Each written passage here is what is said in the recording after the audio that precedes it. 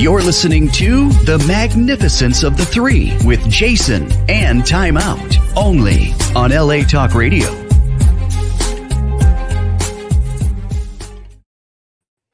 Welcome to The Magnificence of the Three, where we level up to find out who we are, why we're here, and how to do it better. I'm here with my brother from another mother, Timeout Tamua, and today's episode is going to be a unique episode where we're going to focus on Timeout's story and how we met, but mainly focus on the life that Timeout has lived with some pretty significant challenges and how far he has come. And we're hoping that this gives the viewers some hope, especially if you're out there struggling, which a lot of us are. This gives you some hope as to if you focus on resilience and transforming yourself, just amazing things can happen. So Timeout, I'm going to turn it over to you, buddy, until we get into the story, because I know you like to start us out with a quick prayer, and then we'll get into the good stuff I'm excited about today. So go ahead. Thank you. First, thank you for tuning in to our show. So we start off with prayer on every show as a tradition for Christians, especially for my people who are Samoan. So, our Father in heaven, thank you for this beautiful morning. Thank you for adding another day to our lives. Thank you for strength to giving our bodies, make it possible for us to be here. Thank you for the mental and as well as psychological strength you've given us to endure our days here. We ask for your spirit be with us today. Thank you again, our Father in heaven, for all that you've done for us. I ask all these things in your name. Amen. Amen. All right, Timeout. So, a couple of friends have given some feedback on the show, and they were asking yesterday, what's the audience? And I'm thinking, well, the audience was intended to be for human beings, and this is more about finding a higher power, finding God, and not about religion, because our take on religion is it's really created a lot of separation in this world and a lot of limitation and fear. That is not to say that we are against religion by any means. Everybody has their own faith, their own path, their own belief system. We're not here to push any of that. But I think with our story, what we can at least show the viewers is the amount of hope that's out there for you when you are going through a dark period, and your period of darkness could have potentially been decades time out. So we're going to get into kind of how you came over from the Samoan Islands and got over to the States at 20 years old, but you were already struggling with alcoholism and maybe some substance abuse at that time. And then once you got to the States, everything kind of spiraled from there, it sounds like. And you ended up serving 25 to life, ended up 21 years of that was actually in level 4, which is maximum security. Right. Okay, so we're going to talk a little bit about how you got through that. And before we do that, let me talk briefly about how Timeout and I met. So I was doing some Uber share driving. This is less than 4 months ago. And I had taken a break, and I was sending out some text messages, and a ride comes through. I accidentally accept it. And something told me at that point, well, I can cancel this, no problem. I've got some stuff to do, but for some reason, I'm going to take this ride. And so within 10 minutes, I pick you up, and with that 10-minute ride, it's like something clicked. It's like, man, we know each other. That's what it felt like. You wrote a book last year. I wrote a book last year. But it couldn't be a bigger contrast as far as upbringing and life experience. And that's the beautiful thing about it. So you, growing up in Samoa, come over here, you're incarcerated for 27 years. During that 27-year period, here I am going through kind of an upper middle class family, grew up in a small town next to a nuclear power plant, and I go off to college on a baseball scholarship, drafted by Major League Baseball, all these great things, right? Living the American dream. I end up at a corporation where I'm a corporate speaker for 20 years. And then as addiction doesn't discriminate, I went down hard with alcoholism and depression, and everything happens for a reason. At this point, I don't ask why me, I ask why not me, because you start seeing the things line up in your past and you go, oh, now I get it. This happened for a reason. And the same thing, you and I were talking the other day, and you said, oh man, things are starting to come together. So you go from incarceration, you end up, I'm going to let you tell the story. You've got some great info to share, I think, with the viewers here. And you end up writing an award-winning book that took you 10 years. You're uneducated. I mean, you said you went up to like maybe a 11th, 12th grade level in the islands before coming over here, but there's no reason that somebody of your education level would be able to write a book. How many pages is that? About 600. 600 pages worth of material that when you start going through it is pretty amazing stuff with scientific proof of God and structure of the atom. And that's what we covered in the first few episodes. And we're going to start and we'll continue on with that after we tell more of our stories. But I did have friends and family members going, you know what, you guys should really share your story because this is a story that shows that things do happen for a reason. So let's just back up. Let's talk a little bit about, growing up in Samoa, just briefly, but before that, like what brought you to the States, and what just go through the whole process of the kind of the downfall and the rise out of prison. Thank you. Before we start, let me take this time to apologize to all the those I have harmed in my life. I have always lived a troubled life since my youth. Even in the islands, I lived a troubled life for one reason or another. So let me take this moment to publicly express my sincere remorse for everything I've done. Anyone I've harmed in my life, in my past, whether out here in the streets, from the islands, including prisons as well. I have done some research and done some inventory like the big books says that we ought to do, and I've done a lot of harm in my life for no reason, including as well as my family.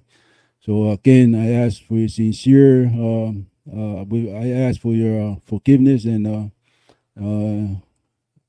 hopefully we find the spirits in common to see the usefulness of this emotion for both of us. So thank you again for the opportunity. Thank God for this opportunity to be here.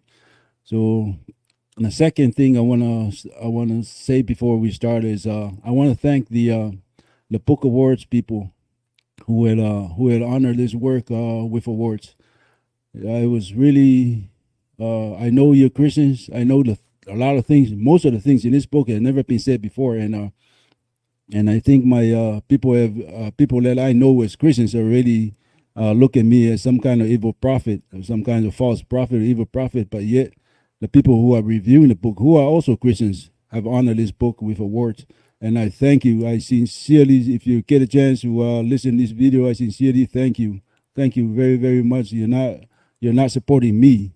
You're supporting God's work. And I know it takes a lot to go away from what you believe your whole life, because this is the stuff we're saying here is different, but there is scientific proof that God is a scientist, and we provided that proof for your review, and you approve of those claims. So thank you again. So let me interject real quick. Okay. Timeout. That's commendable, and I just want to tell the audience that knowing you for this short period of time, it's a beautiful thing to see somebody that is transformed, because no matter what your past has in it, I can tell you that you are one of the you're one of the kindest, compassionate, empathetic people that I've met, and the most intelligent people I've ever met. So the past is behind you, and I am proud of you for everything that you have accomplished. So go ahead. Thank you. Yeah, as for myself, my personal stories, I'm Samoan. I grew up in South Pacific. I was raised by very great parents.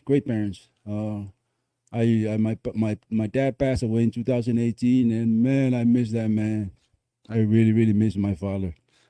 I wish I had spent more time with him, but by the time I was 12 years old, I was already out of the house because I had to go live with families next to schools where I was attending.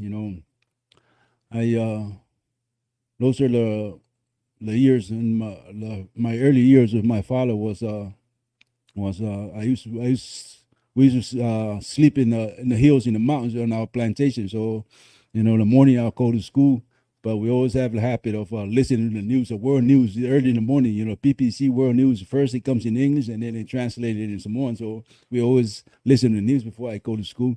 So from there, I think this is how I began to envision the world, was through this news. We don't have TV. This is the only thing we have was a little transitional radio, but my mind will start being programmed there, and about curiosity about the world outside. There's a world outside the islands that I wanted to see. So, but that was I grew up in the island. I grew up in the church. I was a Methodist, but as I got older, I began, even in my youth, in my teenage years, I started to have a whole lot of questions that can't be explained by the pastors in the church about a biblical record, and those are the things like the tree of knowledge, the tree of life, the Garden of Eden. And why hasn't anybody found these things, So I know a lot of people had those same questions too, but I grew up there. I went to school.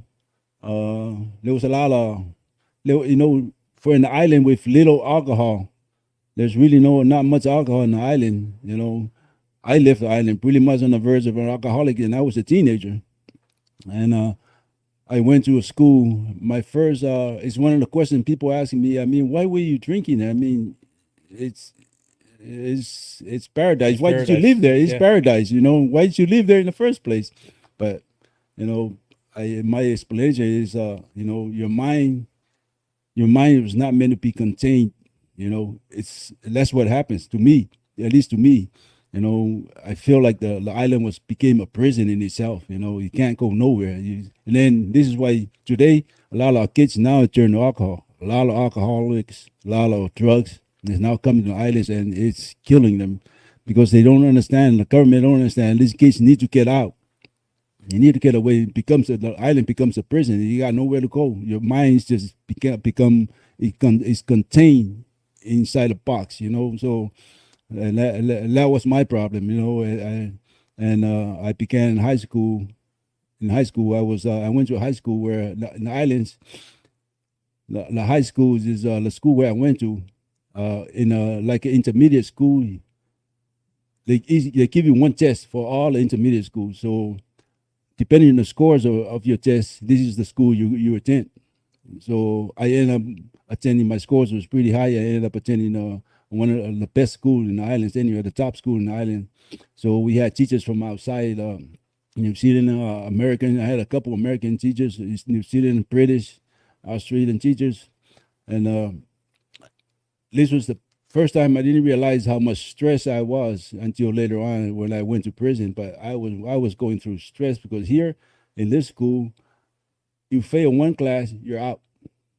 And somebody replaces you. There's always a line of kids who want to. So when you say you fail, you're out. That means that if you fail, you're out of basically high school. No, you get kicked out of the school. Get out of this school. You go to another school. And you go to a different. Okay. The difference to a lower school. This is like a lower because these are rankings. The government ranked these schools. This is how bad this was. So the kids here, I don't know if anybody was going through the same emotions I had, but I was stressed out because, and then I wasn't the kind of person that sits there and I had problems with concentration and stuff. It was later on when I went to prison and I started to see the symptoms of attention deficit disorder. That's the symptoms I had when I was young. Yeah, I couldn't focus on anything, I'm always, but I had enough in my brain to at least study for a month or 2 months and then pass all my tests and I'm going and then move on to the next year. So nothing like being landlocked with a mind that won't stop running. Yeah. So it was but it was that was kind of like my life. I didn't realize how stressful I was. And then I ended up start drinking while I was in high school. Start taking mushrooms. That was a high in the island. It was mushrooms and alcohol. How old were you at that point? Even you're in high school. I was 15, 16. And by the time I leave there, I was already drinking hard liquor. Hard liquor became something that we need to have in the islands as kids, So, anyways, but that was a little summary of my life during that high school. It was during those years that people don't realize that school does stress you up. We're people who don't have a whole lot of things to stress about. But there would be something, to stress you out. And this was what my stress was when I was young was a competition, because the school was a competition. To stay in this school, you have to compete to be there. Well, I think you had mentioned too that it's a lot of pressure from the family. I mean, the disgrace to the family if you fail out, it was significant, correct? Exactly, because it's a small island. Everybody knows that you come out of this school, you fail out of this school, it's actually a shame on the family. Yeah. It's an embarrassment for a lifetime. You carry that on yourself. Just this is just this school, just this school by itself. And so, but one of the best thing, the only thing that I took out of that school was that I came out there that school with one dream. That dream was to be published. So I was one of those guys who always get in trouble. That's why I was saying in school. I think when I left the school, I had the most detentions in the history of that school. When I left the school, there's still detention that I haven't I haven't done yet. You know, there's still leftover detention that I needed to do. So that's how bad that was. So, But your intent was to actually have a book, write a book and have it published, and that was at what age? that was I think that happened when I was 16. 16. Yeah. So I was in this class. I have these moments where I would write. This practicing, I would draw and write. So we had an assignment, and that assignment was an essay, just regular essay assignment for finals. And so I got this essay. I still remember how, like still stuck in my mind, the scene, everything that I wrote in that essay, and then I submitted it, and I was so shocked when the teacher came out and held the essay out, say, I'm going to read this to you guys, because and then he look at me and say, and that's what he said. He said, you have it in you, if you concentrate. So somebody saw that you had some writing potential teacher, in you. yeah. So that's exactly. So he read the essay to the class, and everybody said, the kids were shocked that but that's how I was. Like there was this burst of energy that and then it goes away, and then I get distracted, and I get bored with it, But from that, it was the best thing that happened in that school in those 4 years in high school was this teacher's comment, that day, say, you have it in you. And then that was when my dream in my mind began forming. That's important to note too, because I mean, obviously, you were meant to be an author. That's obvious when you read your book, especially being uneducated. You just had it in your soul. But I think it's important to note too that's like, especially for those out there that may teach or coach. I've coached baseball. I was a teacher in finance. It's extremely important that we remember that what we're telling our students may live with them the rest of their life, literally a sentence. Right. And so I've had that in my life, especially with coaches. I remember when I played at the University of Arizona, my pitching coach, the best thing, he didn't mess a lot with our mechanics being a pitcher. We were already there. His thing was working on our mind. And I remember he would tell us every single day after practice, if you can wake up in the morning and like what's looking back, then I've succeeded.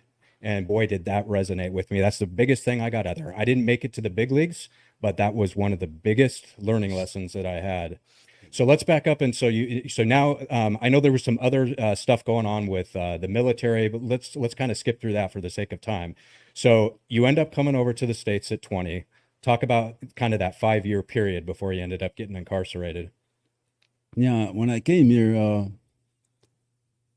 it was really a shock. It was a shock, people don't realize that, people don't really realize how difficult it is for different cultures to interact with one another, because most countries there's just one culture, is your people. America is where there's a concentration, what they call a pot of, the melting pot. Mm-hmm. That was a difficulty for me. One of the worst things for me was interacting with these people. I have no idea who they are, different colors, the different ethnicities. And I have no idea how, as a young man, when I got here, I seen a lot of violence, a lot of bullying against my people, because there wasn't that many of them.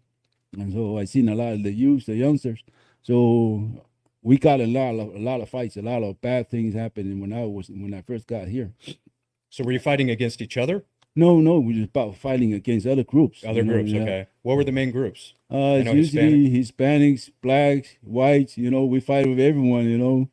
So, but it was the initial shock that came with was the interaction, the lack of understanding for me, and other people as well. The lack of understanding of one another, and a lot of the violence out here in the street for the youths amongst against racism is that lack of understanding, So I ended up when I came here, I was already pretty much in the beginning stages of alcohol of an alcoholic. So I started drinking. I started doing a whole lot of drugs, and those are my days. I was a functioning alcoholic. I go to work, I drink in the morning, drink at lunch, come home and drink again. and I was a driver. I was driving drunk. I was a driver, a truck driver. I was driving drunk every day. You know, I was on the freeway. You know, with a case of beer, you know, a cooler of beers, you know, in a truck driving around, and so. But that was kind of like summarize my, and then I met my wife, which was the best decision that I made in my life. That's the only best decision I made in my life. All my decisions were bad except that. Up to that point. Up to up to that point was meeting my wife. So she helped kind of like contain my behavior because I was already, you know, but You were spiraling at that yeah, point. I was spiraling. I was spinning out of control already. And so you were experimenting with, it sounded like PCP, cocaine, I pretty much all across the board. All Put it across in the front of me board. and I'll do it. That's the worst part about me as well, you know, because I started meeting these people, and all these most of the time I was high or drunk, it was done for free. Like people were offered drugs, you know. This I don't know if it's the environment or in the '80s, but I would go to work, I would talk to people, and say, "Hey, you want to do a line?" And then we'll go do a line in the bathroom. I mean, it's just there was stuff all over You the were place. just traveling around on that frequency. I was They could on smell stuff, you out. and most of this stuff is free. You know, it was free to me. And I did heroin, did coke, PCP, acid, all these things, mushrooms, weed. That we, you know, we sell weed a few times, you know, but it was all this stuff. You know, I would walk in, you know, people would invite me to homes, and they would, you know, I had a neighbor who nobody goes in his house. You know, nobody's allowed in his house. Everybody knows he's a drug dealer. So, but he would invite me over there on Sundays. Hey, man, come on, let's eat. Let's have lunch. We'll go, and he would spread out the table and cut out lines. And I'm like, what is this? Hey, enjoy. And I didn't even know these people, you know. But for some reason, they just, you know, they offer me stuff that, you know, I say I got no money. I say, come on. Well, let me guess though, that was a hook to get you in, right? Nah, 'Cause weren't probably. you telling me a story where they had you delivering drugs at some point and you're like, I'm just doing this for free. And I'm like, what the hell am I doing? Yeah, yeah. Oh, you know, I had a neighbor. And we used to get drunk every, you know, I didn't know who he was, you know. We used to get drunk, but and then one day I seen him. He was strapped, you know. I asked him, hey, what's up, man? Why you strapped? And then he didn't say nothing. But like a week later, he took me to his place, and he opened up the closet, and there was a stack of heroin. These are bricks, like almost a third of this place. The closet was full of bricks. So next thing you know, we're carrying, you know, we're just getting high and delivering stuff for people, you know, for no reason. I was sewn out of my mind at that time. Like I didn't even make You were any. I mean, you were lost, Yeah, and I you was were already lost. spiraling. And this isn't to glorify any of this stuff Yeah. because we know where the story leads, Yeah, right? yeah. Okay, so you end up. So what happens to land you in for 27 years? Yeah, so 25 to life. So I was already around these people, you know, around drugs a lot. You know, became my word. I wasn't selling anything. You know, I was just using drugs. I was just a big party then. You know, so and then somebody say, hey, there was a load coming in. I don't want to go into too much detail because it's still my other crime partner is still locked up. Yeah, let's not disclose anything. Yeah. So and that's how we end up doing. I end up doing robbing a drug dealer and it was a horrible situation, but that's how I end up. We got into a fight. One of the drug dealer pull a knife, and my crime partner fought over the knife and ended up killing him.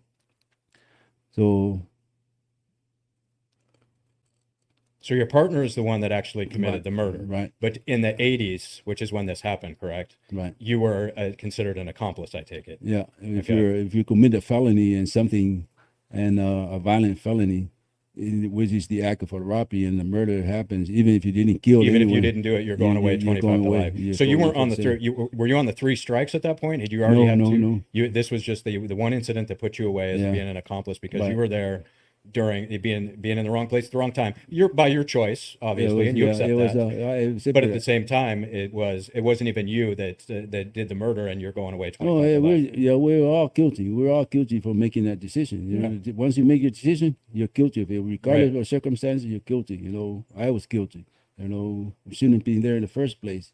Yeah, but So you end up getting sentenced.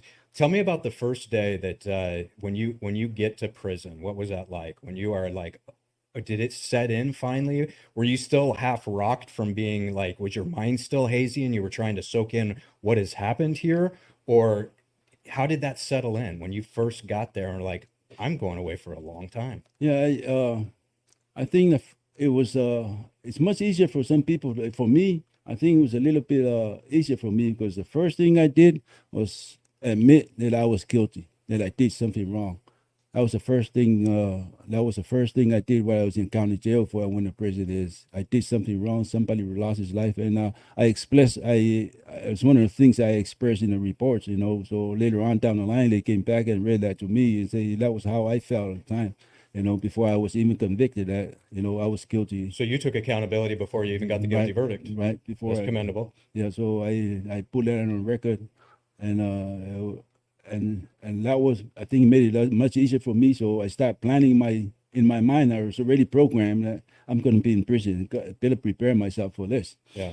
So that's how my process began.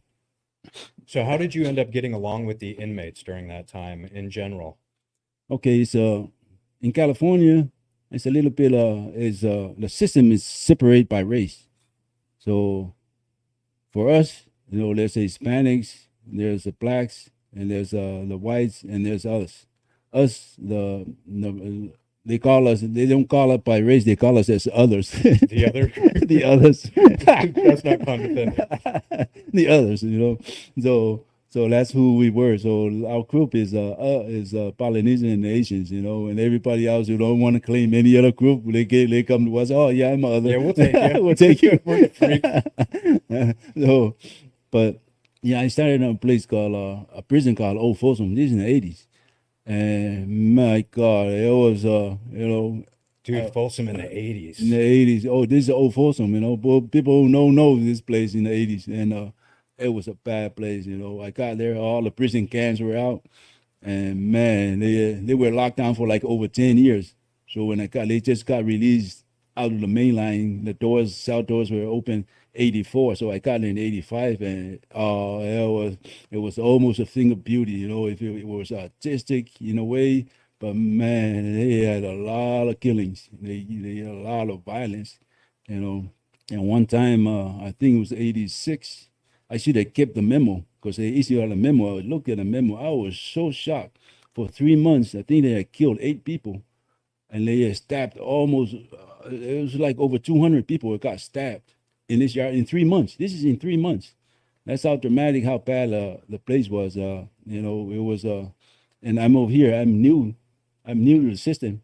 I'm over here walking around and watching all these things go down. I think I watched 2 homicides there,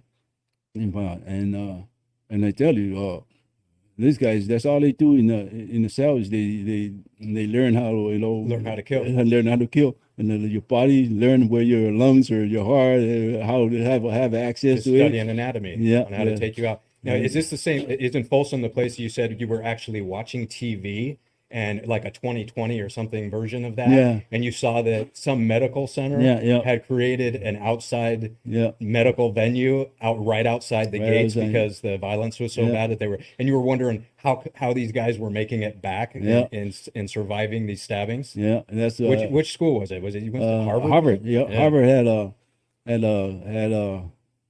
they came in there. They built they had their own ward these are people, the new doctors that's coming, and they're training them here in this prison, how to fix wounds, and this is how a lot of these people survived. There were a lot of people that died, and I was wondering, because I'm like, did he die? And say no. And then I was wondering, and then one day I was watching, was it 48 Hours, I believe, and they were showing this show, and like, man, you're like, that's right. That's like no wonder why. away from here. No wonder why all these people are coming back, because these doctors. I remember one guy. I think they hit him like it was actually done by one of my buddies. Came here from Orange County, and they hit him like 22 times, and he survived. And I'm like, how did this guy? And that's how what happened was they had these doctors out there. They were saving these guys' lives, you know. And it was my supervisor who told me who he was. I'm like, oh man, that's how bad the place was.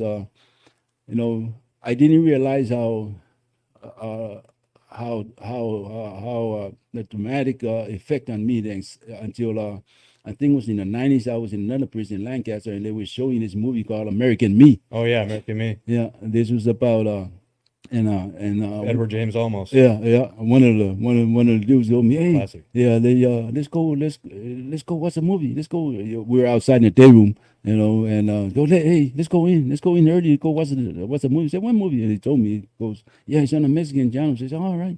You know, I don't speak Spanish, so I went anyhow. I just want to see the movies. I never seen it, but they were filming this movie while I was there. I was there in Old Folsom, so I went. That's why I wanted to go watch, see if any of the inmates are in the movie. And man, the movie started, and all I started feeling were, you know, there was this like anxiety. This is what we call anxieties, I believe is what they call it. My stomach I start Going sweating. nuts. Yeah, I start sweating. I start having goosebumps. I didn't even I didn't even like 3/4 of the movie. I changed the channel. I was just sitting there. My whole body was just vibrating, like I was pretty much shaking. And so in the morning, I came out, and I walked with this guy, with my buddy, to breakfast, and the one that told me to go in and watch a movie. So I asked, hey, how was the movie? He said, man, I didn't even. He said the same thing I was saying. Say I didn't even finish the movie. I started sweating. I had to go sit in the toilet. I think I almost threw up. You know, because he was there at the same time I was there. And he goes, man, I couldn't finish the movie, but you're seeing how your mind is, you know, the effect the environment does to you. That I didn't even really fully realize that until I start writing the book, and then I understand how the environment actually affects how your brain is wired. You know, And that's because in the book you were writing about how if you interpret the Bible via parables, that it's really talking about a journey of the mind and development of emotions. So not being in that scenario by any means, I would imagine that it's probably very similar to being at war and witnessing the violence in the human mind. I don't know. It doesn't have the capacity to handle that. So I can only imagine going back and seeing Old Folsom when you'd been transferred was probably very disturbing. Yeah, it was one of the, because quite a few cars were military veterans from Vietnam. And one of them, we were talking one day, and he goes, man, I was a Vietnam veteran. Trust me, I didn't see this kind of violence I did in Vietnam, because, you know, it's a different kind of violence when it's so close up. So, there's like in the yard, there's like Yeah, you're face to face virtually. 200, 200, 300 to 300 people in this little small place where you can barely walk without bumping into somebody. And there's somebody there with a knife. There's somebody there waiting to put something in you, you know. So and this guys would say, man, we had never seen this kind of violence in Vietnam when we were there. This is and this was, you know, so that's how bad that was, you know. Because it's literally a war zone. It's a war zone. Face to face. And so you come over, you're already struggling with the alcoholism, you spiral down, you get thrown into prison, you're experiencing all this negativity. At some point, I mean, did you form a relationship with anybody within the prison that you got close with, and what were the dynamics of that? How was it? I know you keep to yourself a lot, but did you open up and get close to anybody in prison, and how did that work out? Oh, it's a blessing for somebody like me, you know, because I'm not one of the big races, the three big races. I'm other, so those guys can't talk to one another. You know, you hardly see anyone talking to blacks or Mexicans and the whites. You hardly see them communicating. But for somebody like me, you know, I have nobody can put restraints on me for somebody, for our group not to talk. So the others can talk to the Hispanics, the whites. We talk to everybody else. That's the benefit of us. Yeah. So we get to communicate with one another. So, you know, in there, you know, one of the things that I learned in there is, and when you meet people, you have to judge that person right away. It's one of the survival trait. It's a survival instinct. You have to judge that person right away, who this person is, and you judge that by shaking his hand, his demeanor, and you can right away eye contact. You can right away tell if somebody's a threat to you. Whether you trust this person, because and that's one of the things that you need to develop. I did, so I tend to right away know who to talk to, who to hang out with, and who to play with, because I play a lot of basketball in there, and I play on the side of the Mexicans and the whites. So you interacting, when you play basketball, it's a violent sport, so you have to have something, you have to be strong, and don't care about anything, but you have to face. You're charging into the paint, just get shanked in the kidney. It happened before. It happened in there, So those are but. I met some really good people in there. Some, people have, they've also, you always meet people that you're in sync with. You have the same spirit with it. They're murderers. Some of them, they, do bad things, but there's always people that they have no problem sharing stuff with you. They'll feed you. It's just like I was. I even when a lot of the police races go on lockdown, so sometimes they'll go lockdown for months. And so nobody goes to the store. So I I get stuff I share with people. There's the kind of things that that was a lot of people will look at me and say, man, they don't believe what I'm doing. They probably think there's some kind of ulterior motive I'm doing. But you were just a giving person by nature. I and know they're probably like, what's in it for you, dude? Yeah, I know what it's like to be hungry. That's what I was. I know what it's like to be hungry, because I was a lot, even in prison. I was saying I was a troubled person. Even in prison, I was a troubled person, and that's how I ended up spending 21 years in level 4, because I've always had disciplinary problems. So when you have disciplinary problems, they always put you away in what you call administrative segregation, or which is maximum security. So you spent 21 years in level 4, which is maximum security, which is 23-hour lockdown, correct? Right. So how do you even get to know people in that environment? There's a lot of fishing. There's a lot of fishing. It's what you call Fishing is fishing. where you So you're putting down the string and passing notes back and forth. And just tells. Yeah, we can play. One of the things that we normally do as well, we play chess. We play chess. There's like 20 feet away in the cell away, so you're yelling across the day room, across the building. Prison form of virtual chess. Yeah, virtual chess. That's what it was. So there's the interaction like that. There's but that's one of the things. People share food. Like I share food. With people, so they do the same thing. They return the favor whenever they get a chance.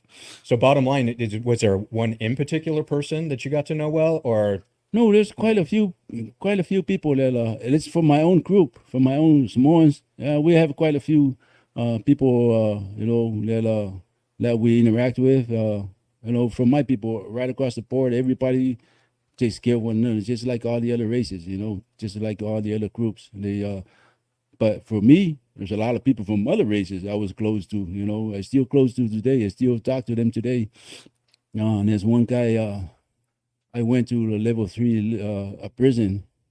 These are little things that, but I noticed, it's a little thing. So I got to this level 3 prison, and he was a Mexican, jumped me, like just walked up and palmed on me for some reason. I don't know, somebody gave him the wrong information. And so I got into it with him. Anyways, the story was, the Mexicans that I know, I try to talk to them, they walk away there. They're trying to make sure that people don't see them, that they're close to me, that they know me, just in case. Some sure, people, they'll talk to you, but they don't want their own kind. Their own people to see them. But one guy, he's from over here, from Orange County. I met him up in another prison, so I seen him over there. So he's the only one who stood there, and we have a conversation. And I'm like, in my mind, say, this is a man right here. This is a man. That's how, little things people don't notice, but I notice. I noticed that. I say that's the difference between him and all these other Mexicans I know. This is a man. He's fearless. He has absolutely no fear. He doesn't care about any other people. He cares about where he stands, how he feels. So that's how you judge people by those little things. So we're still friends on Facebook today. He got out too, but those are the little things like in prison that you notice. One time, this is also another trade that I picked up in there. So I know there was going to be a hit. If somebody's going to get stabbed in the yard, but we don't know who it was. I don't know who was going to be. So what I did is I went and started shaking people's hand. I think I shake about 10 Mexicans' hands that morning To see if they're holding something. Yeah, see, I just want to see how people Or feel. see, get Just the in case, energy. yeah, a lot of people I know, people I play basketball with. Yeah, just in case I don't see them again, if Yeah. he's the one going, at least I say goodbye before him. And then one guy, I shook his hand was cold. Oh, hand I'm was like, cold. oh, this is it. Oh, you're it. So I shook his hand and say, hey, I'll see you later. But he was my basketball team. He usually play him a center because he's a little bit bigger than me. So I shook his hand. His hand was cold. I'm like, oh, my boy's going. But those are little things that you learn. You learn as a survival trait. So speaking of survival, how did you keep your sanity that long, especially being in isolation for? Books. It's just like in the island. I love reading when I was a kid. I really enjoy it. It's a way you get out of the island. It's a way you see other places. It's a way you travel by reading a book. And that's exactly what I did. And I read thousands of books. That's one thing I always have in the cell is a book. I may not have a cup of noodle, but I always have a book in the cell. So I've always and this is what a lot of prisoners. They're self-educated people. There's quite a few of them who successful. I think a couple of them wrote movies, and they made books, make their scripts into movies. And one guy wrote a script, I believe, when he was housed in Pelican Bay SHU, in a security unit, and he wrote a script, and they made a movie out of it. I can't remember the movie right off the top of my head, but these are the people in there that these guys are writers. You write you read the stuff that they write, and it just jumps off at you and say, man, this guy should be a writer. He should be writing books out here, but he's stuck in prison, and he doesn't know how to get out. But those are little things. That's how I did myself. Was reading, pass the time with. So the interesting thing about when you shared with me about writing your book, and I was asking you about the material that you studied within prison, of course, based on your material of scientific proof of God, and you're using a lot of biblical scripture and parables, and what it's really referring to in context, I automatically assumed that you were somewhat of a biblical scholar, but you talked about reading like Atlas Shrugged and some of these other novels, Les Miserables, things like that really influenced you.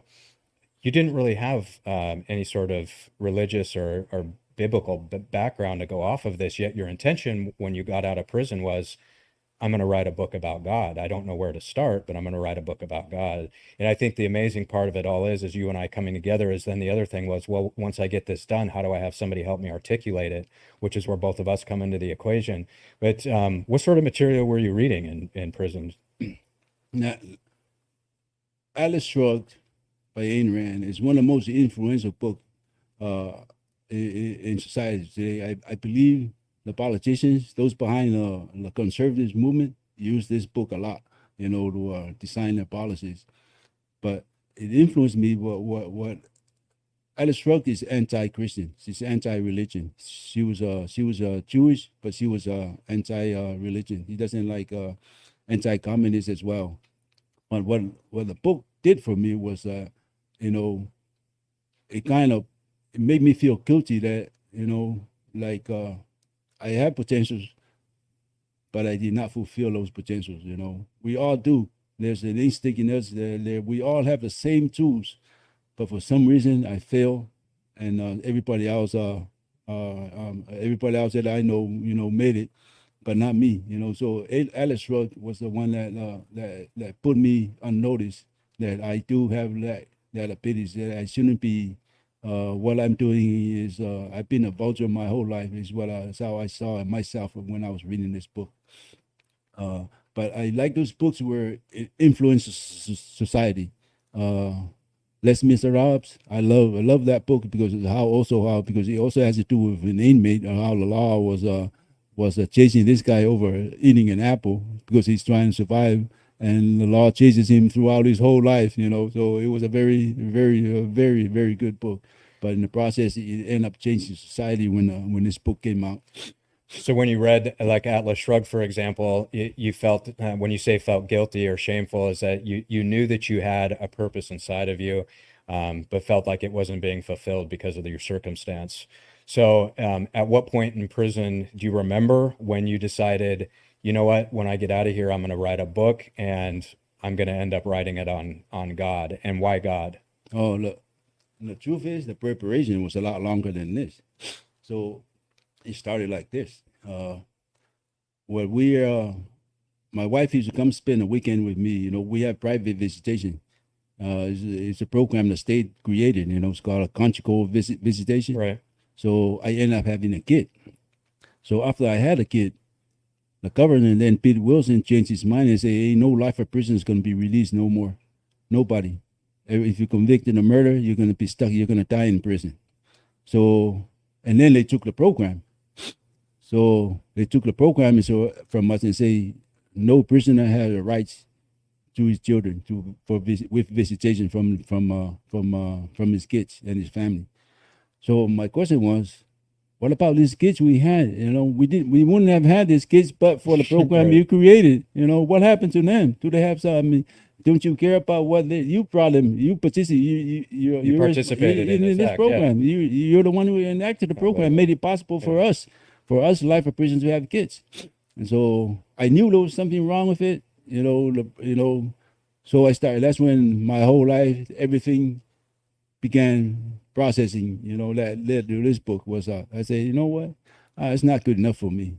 You know, So this is when you started studying law. and that's when I started studying the law. And you studied law for, you said 12 years, is that right? Yeah, my case went on for exactly To the 12 Supreme years. Court, I right? went all the way to Supreme Court until right before I got out. The Supreme Court rejected my last appeal, and so I left. But that was that began this process of rejuvenating myself. I feel like when I was in the junior high, like there is this burst of hunger for information, you know.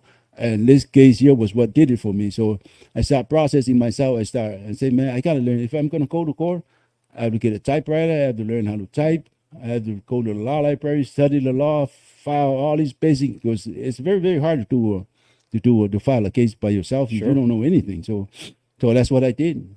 I went to a program where you learn how to type, ordered me a typewriter, and then my life, like simple stuff like that, changes the life, man. And then my brain started activate. My brain started working. And I was going to say, once you learned how to start typing and get your ideas down on paper, that had to have been therapeutic, right? oh, it was big, because now remember, I didn't share this, but when I got in prison, like everything that we had out here, we're in prison. All the substances, you know, the drugs, That's all alcohol, inside and even more. Yeah. that's still inside as well. It's the same thing. So when I got in, and I already made the plan, like, you know, I'm gonna go through the week if I get a job, but in the weekend I'm gonna party just like I did. It's gonna be a party, so that's exactly what I did. You know, I make sure there's wine in the weekend. You know, so I learned how to make wine. You know, there was always weed, and so it was a party. You know, so at least a couple of days you spent making that wine. You know, it's a whole process. So have you to go got through. pruno making during the week, and Yeah. then you're writing during the week, and then rewarding yourself on the weekend. No, this is before I began writing. Okay. This is before I got this typewriter. So my whole life, I think it was like 15 years. My whole life, during those 15 years, was this. You know, except for the time I was in a hole or a security house unit. But most of the times, you know, you try to make sure you're drunk on the weekend. Drink something during the week. And so, but that was my life. You know, I was, you know, you read, you go out the yard, you play, you know, come in, read, and party on the weekend. So that was consistently the plan every day until then I got, and this happened with the family visit, and then slowly began changing my life. I stopped making wine because it takes a lot of hours to make wine. You know, crush the apples, squeeze the apples, that kind of stuff. It's a process. So I stopped doing that, and then I got a typewriter and started reading more about the law. I started spending half of the day in the law library, just to study begin the process of how to file a lawsuit in the federal courts, that kind of stuff, what kind of rights you have in the Constitution, especially what kind of law am I going to base my lawsuit on? What rights have the government violated my rights, have violated regarding this issue? So that was slowly, my days were full activities. In the process, I started learning how, I help people file their divorce papers, people that, want to divorce, they say, hey, how do you do this? So I help them. I help a couple of guys do their appeal, and then they didn't come through, but I helped them, I became busy. My mind, my whole routine started changing. And you had a purpose and you were helping other people. Helping other people. So this, without even me realizing what I was doing, I wasn't really looking for anything. I was doing this stuff for free for people, I filed their appeals and their visitations, and that kind of stuff, because I'm learning the law. And so, but in the process of going through this, nobody was talking about it at the time about the case out of the California State Supreme Court. And I was reading it. It was the area I came across because this was the area of the law I was using to file my lawsuit. When I read the case, I'm like, nobody really talking about this case, but they can't go around the system can't go around the parole board people can't go around this ruling. They're supposed see when you go into prison, regardless of what sentence you have, you're supposed to do this and this. If you satisfy all this criteria, then they cut you loose. That's what they didn't do to us. So but that was the process I began. When I found out about this case, I'm like, man, I think I'm going home. That was 2000. I think I came across. When you're referring to the case, or you're referring to the fact that they were realizing that they had put people away, going for life, that for ridiculous reasons, like stealing a donut on their third offense or something. Is that what case are you referring to? We're talking about people who were convicted, who were serving life sentences. We're serving life in general. And serving life. You're already overpopulated, and then you go back and review some of the cases that they had, and they're probably just ridiculous reasons to be away for life. Right. Okay. Right. All right. So then I think that 12 years, because the way that you write your book, The Magnificence of the Three, is structured just like an attorney. So you make claims in there. So do you think did that study of the law, did that inspire you to write the book in that format? No, it wasn't. This is what I'm talking about, like the preparation that I was going through without me knowing that I was getting prepared for this task. Okay, so you're saying that this was almost a prophetic process of you leading you to get to writing the book. I didn't realize until I was in the middle of writing a book, and then I started thinking, hey, a light bulb went off in my head and say, you learned this for a reason. This is emotion. I'm writing emotion. This is what emotion is in the courts. In the court system, you make your claims, you present, and then you bring in support, legal arguments, support your claims. And that's exactly what the book is. And then that's when the thing in my head, I'm like, I'm writing emotion. This is exactly. So all these little things are starting to come to make sense. The preparation for this task, I've come to believe. So, but that was one of them. So. It's a crazy journey, because you and I had, we were talking in the car a couple of weeks ago on our way up to do a podcast, and you were telling me, you know what, I think I'm seeing how everything has come together here. And you had to struggle through decades in prison for you to be able to look back and go, oh, now I see why that happened. Right. In that moment, you're not seeing it that way at all, most likely. It's like any struggle you go through in life, you're going, why me? Why is this happening to me? And I think the opportunity you have there is to say, why not me? Why not? And when you view it that way and you look at that challenge as an opportunity, then you will see that if you think about it in a positive manner, positive things start to happen, and you grow and you learn out of the process. And then you end up looking back going, that was the worst thing that ever happened to me at that moment, but now it's the best thing that ever happened to me, or I wouldn't be where I'm at right now. I'm going to tell you another one. Without even realizing it, when I got this typewriter, because I was locked down a lot, we were locked down a lot in labor force. So when I got this typewriter, I'm seeing the problem in the system, and I know I got ideas on how to fix it. So I start writing letters, putting proposals together, and send them to members of legislators. There's an organization called the Hoover Commission. I send a lot of proposals to them about how to fix the system. So this is a problem-solving kind of area, and that's exactly what the book is. exactly what you're trying to solve a problem that's been existing for so Exactly. for The way you years. structure that book is Yeah. you are very analytical. You can Yeah. tell you break it Yeah, down. break it down. And there's logic behind everything that you're saying. That's what surprised me. Is somebody that's totally uneducated. You read in prison, but it's not like you were studying to be a physicist or anything. And the structure of that book is very detailed oriented and in very logical order, which was impressive. We're going to run out on time. So after you got done writing The Magnificence of the Three, and then you see kind of where we're at now in a very short period of time, you and I, on getting this podcast going, where you needed somebody to help you articulate this. I was looking to start a podcast. I run into you coincidentally. And then we have this material in both of our books that kind of intertwined with this experience that we had. And we won't go into the experience that you had in prison, but we both talked about our experience that we had, which instantaneously changed the way we looked at the world and our perspective. And the main thing we both agree on is it eliminated the fear of death, that instantaneous experience.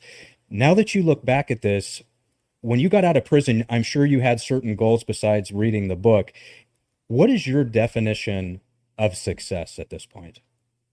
Oh, after learning what I've learned so far while writing this book, for me today, success can only be defined if you learn two emotions: remorse and forgiveness. If you can learn these two emotions, if you can literally live with these emotions and learn how to apply it in your life, you succeeded. In the Bible, God went out of his way. I explained this in the book. God went out of his way to develop this thing about burnt offerings, animal blood sacrifices, animal burnt offerings, and the reason why I believe was how God emphasized it, because these two emotions were very, very important for us in developing our brains. To sacrifice ourselves and have remorse. Regret, be remorseful. Be remorseful of what. If you learn how to recognize your problem and be remorseful of what you've done, most likely you won't repeat it again.